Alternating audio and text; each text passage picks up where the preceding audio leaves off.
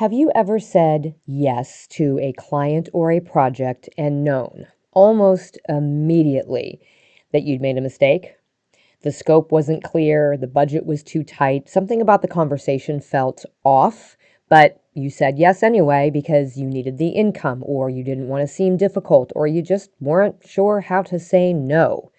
That is the yes trap. And today we're talking about how to get out of it and stay out of it. Welcome back to Simplifying Small Business from the Growth Table. I'm Karen Velez, and we are heading into the back half of Q2 right now.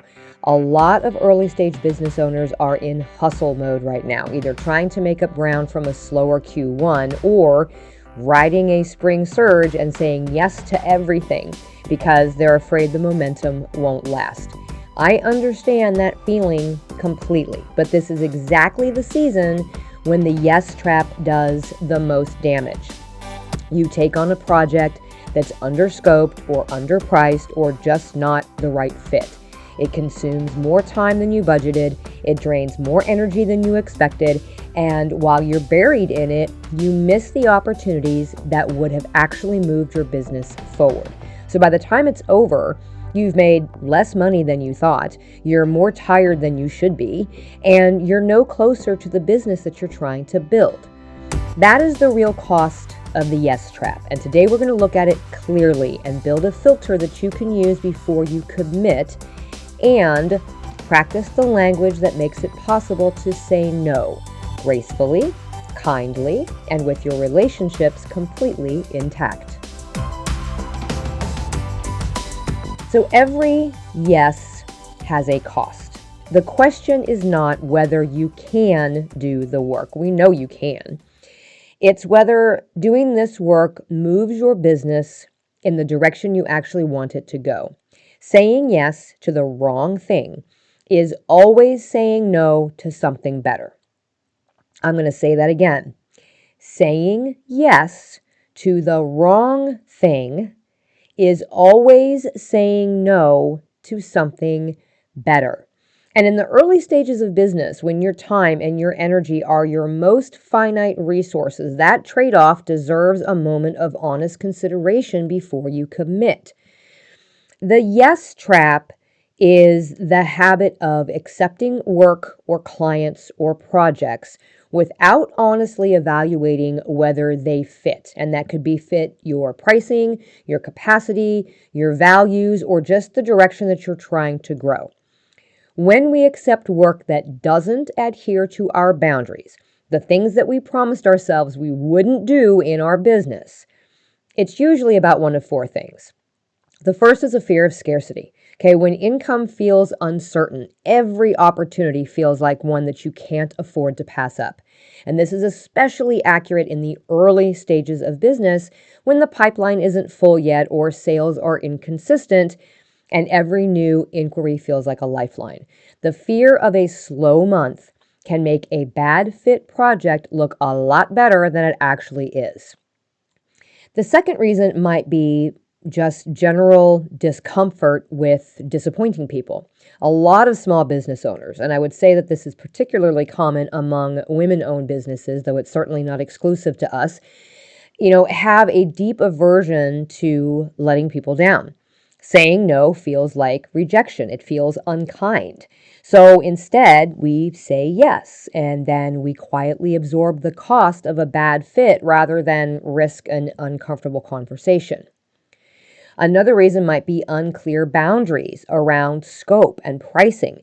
If you don't know exactly what you offer and at what price and under what conditions and with what boundaries, then every new inquiry becomes a negotiation that you're not prepared for. Unclear scope is one of the most common entry points into the yes trap because it is much easier to say yes to something vague than to push back on it and define it very clearly. And the final reason could be that the belief that busyness equals success. And this is a cultural one, I think, and it runs really deep. We equate being booked or being busy and being in demand with doing well in our business. But being busy and being profitable are not the same thing. Being constantly at capacity with work that doesn't pay well or that drains your energy is not success. It's just exhaustion with a very full calendar. The yes trap is a completely understandable response to real pressures. But understanding where it comes from is the first step in building a simple system that protects you from it. So let's get specific about what a bad fit project actually costs you, because I think when we're in the moment of decision, we tend to see the potential revenue and not much else. And the first part is the time cost. Okay, so a project that isn't well scoped almost always takes longer than you estimate. A client who isn't a good fit almost always requires more communication, more revision, more hand holding, and more emotional energy than a good fit client doing the same type of work. So when you add up all the hours that you actually spent compared to what you quoted, the effective hourly rate on a bad fit project frequently drops well below what your work is worth. And the biggest concern with that is that those hours were not available for anything else. You could not use them for a better client. You could not use them to work on your marketing or to build a new offer or to do the strategic work that grows your business. That opportunity cost is real, even if it's invisible. The second would be the margin cost. So when a client negotiates your price down, or when scope creep expands the project beyond what was agreed to, your margin starts to shrink. And sometimes it shrinks to the point where the project is barely worth doing. So scope creep is that gradual expansion of a project's requirements beyond the original agreement. And it affects more than half of all small business projects. And the businesses that suffer most from it are the ones without clear written agreements and defined scope boundaries. So if you've ever finished a project and you thought, man, I barely made anything on that, scope creep and underpricing are usually the culprit. And it almost always started with a yes that didn't have enough clarity behind it. The third cost is the energy cost. And this one is a little bit harder to put a number on, but it is just as real as the others. So a difficult client relationship, or a project that just drags on and on, or work that doesn't align with your values, takes a disproportionate amount of mental and emotional energy. That energy is not replenished when the project ends. It accumulates. And then over time, a pattern of bad fit work leads to burnout, resentment, and a creeping loss of the passion that made you want to start a business in the first place. Burnout is one of the leading reasons that small businesses stall or close their doors completely in their early stages. Research on small business sustainability shows that owner well-being and energy management are among the most underestimated factors in long-term business success. Protecting your energy is not self-indulgent. It is a very real business strategy. And there is one more cost that most people don't think about until it's already happened, and that's the reputation cost. When you take on work that you're not set up to do well because the scope wasn't right, or the budget was too tight, or the fit was just off, the outcome is very often just not your best work. And a mediocre outcome can affect your reputation in ways that take a very long time to recover from, especially in the early stages when your track record is still being established. Your reputation is one of your most valuable business assets. Every project that you take on is either building it or chipping away at it. So the reputation cost is worth factoring into when you decide to say yes. Okay, so here's the practicality that I promised you. Before you say yes to any new client or project or significant piece of work, run it through the 3 questions that I'm about to give you. I want you to write these down and put them somewhere that you will see them. Tape them to your monitor, save them to your phone, write a sticky note next to your desk. I have sticky notes all over the place, okay? Make them easy to access in the moment when an inquiry or a proposal comes in and you're feeling the pull to just go ahead and say yes, all right? So question number 1, does the compensation match the cost? And this is not just about the price tag on the project. It's about the full cost. Your time, your materials or overhead, your mental load, and the opportunity cost of saying yes to this instead of something else. So we work through this first by estimating how many hours this project will realistically take. We're not trying to be optimistic here, right? We want to be very realistic, and we also want to add a buffer for the unexpected because there is almost always something unexpected, right? And then we divide the offered or proposed compensation by those hours. That gives you your effective hourly rate on this project. Now, compare that rate to your minimum effective hourly rate. That's the number we talked about in episode 1 and again, I think in episode 17, where you divide your monthly revenue goal by your available work hours. Is this project at, above, or below that number? Now ask if there are any hidden costs. Is there rush delivery, specialized materials, any extra softwares or platform fees, any travel time? You have to factor those in as well. So if the effective hourly rate falls below your minimum, that is very important information to have. Now, it doesn't automatically mean you say no, right? There may be strategic reasons to take a project at a lower rate, like you're building your portfolio, or you're trying to secure a long-term relationship, or you're just filling a genuinely slow gap. But it should be a conscious choice, not an accidental one, okay? The second question would be, does this client or project move my business forward? This is more about alignment, not just money, okay? So the first thing is this in your zone of strength? Work that you do confidently and well almost always goes more smoothly and profitably than work that you're stretching into. That's not to say you should never grow, but growth projects need to be priced and scoped to account for the learning curve. You also have to ask if the project is going to produce something that you are proud to put in your portfolio. And if the answer is no, then ask yourself why you're considering it. Think about whether the client fits your ideal customer profile, right? A client who is a good fit is easier to work with. They're more likely to be satisfied. They're more likely to refer, and they're more likely to return. A client who is outside your ideal profile usually requires more effort and honestly always produces less goodwill. And then you also have to think about it if this project is consistent with the kind of business that you are building. Again, go back to the filters that you built in episode 1. Does this project pass through those filters? Does it fit your non-negotiables? Does it fit your time budget? Does it move you toward your 12-month picture of success? If the answer to most of these is no, well, then you have your answer.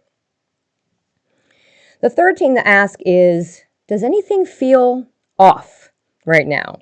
Okay, and yeah, I mean, this is the one that people kind of want to skip because it sounds soft, but I want you to take it seriously.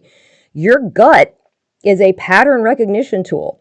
It is processing information faster than your conscious mind can articulate. And when something feels off in an initial conversation, so maybe when a potential client is difficult about pricing before they've even hired you, or the timeline just feels unrealistic, or the scope seems to keep shifting during the conversation, even if you just feel vaguely uneasy, but you just can't put your finger on why, that is all data, okay? This does not mean that you act on every negative feeling without examining it, but it does mean that you pause and ask, what specifically feels off? Can I name it? Can it be addressed with a clear conversation about the scope or the timeline or the expectations before you commit to this project, okay? Often the answer is yes, and just having that conversation early on is way less costly than having it in the middle of a project that you already agreed to, okay? But sometimes the answer is, You know what? I've named what the issue is, and that's a real red flag. And in that case, trust what you have identified. All right. So, red flags worth naming specifically are things like a potential client who haggles aggressively over your stated price before the work has even started, or vague or shifting descriptions of what they need. Every time you think you've defined the scope, it just sort of moves. Unrealistic timelines with no flexibility built in. Expectations that exceed the budget. They want a lot for a little, and they're not open to a conversation about it. Any type of disrespect in the initial conversation, whether that's dismissiveness or condescension or just using pressure tactics, or a request to do a significant amount of work for free or as a test, right? Or to see if the fit is right. None of these guarantees that a project will go badly, but they really are worth naming and addressing before you decide to commit, not afterwards. Okay, so you've run the filter and the answer is no, or not as currently structured. Now, what do you actually say? Okay, I'm going to give you language for 3 different scenarios because the right response is definitely going to depend on the situation. These are not scripts. This is not something that you would recite word for word. They're just starting points, okay? It gives you an idea of where to start, but this should all sound like you, okay? Not me. So scenario number 1 would be it is a clear no, okay? The project or the client just absolutely is not a fit for you. You want to be kind, be brief, and be honest without being brutal, okay? You don't owe anyone a detailed explanation. A warm, professional decline is more than sufficient in a case like this, okay? So something like, thank you so much for reaching out and thinking of me for this. After looking at the details, I don't think I'm the right fit for this particular project. I want to make sure you find someone who can give it exactly what it needs. I wish you the very best with it, all right? And if you want to offer something helpful without committing to the project, you can say, I'd be happy to point you towards someone who might be a better fit if that would be helpful. Okay, that's it. No lengthy explanation or apologizing for having standards or leaving the door open if you genuinely do not want to revisit this project, okay? Done. Scenario 2 would be it's a not yet answer, right? Like maybe you're at capacity right now, but the project actually is a good fit. This is a scenario where your only issue is timing. So the solution is just a clear, honest conversation about your availability that just keeps the relationship warm and open, but it keeps you from overcommitting, right? So something like, I'd really love to work with you on this. My current capacity is full through, and then give them a date. But I'd be happy to pick this up starting, and then give them a date if the timing works for you. Would it make sense to reconnect then? Or if you want to hold their spot, you can say, I have an opening coming up in 6 months or whatever it is, and I'd love to reserve it for this project if you're flexible on the start date. Do you want me to reach back out when that slot opens up? This is clear, and it is professional, and it protects both your capacity and the relationship. And then scenario 3 would be, it could be a yes if the terms change. So the project is interesting, but the scope or the timeline or the budget just doesn't work as it's been presented. And this is probably the most common scenario, and it's also the one that people avoid because it feels like a negotiation. And there's not a lot of people who naturally enjoy this type of a negotiation, okay? But restructuring an offer is not negotiation for its own sake. It's being honest about what you can actually deliver and at what cost. That's professional. So say, I'd love to find a way to make this work. Looking at what you've described, I want to be upfront with you. To do this at the level that I'm confident delivering, the investment would be, and then give them your actual number. I realize that may be different from what you had in mind, so I wanted to have that conversation now rather than have it be a surprise later. Okay? Or if it's not the price, if it's the scope that's the issue, then say, based on what you've described, I can do, and then give them the specific scope. within the budget that you've mentioned. If you need, and then talk about the expanded scope, we'd be looking at a different investment level. Which direction would you like to explore? Okay, so notice what these responses have in common. They are honest. They are specific. Okay, and they put the decision in the client's hands without being apologetic for your pricing or your capacity. That tone matters. All right, when you speak about your pricing and your scope with that quiet confidence, not being defensive and not, making apologies, clients respond to that. And just remember that you have the ability to buy yourself some time. You are never required to answer on the spot.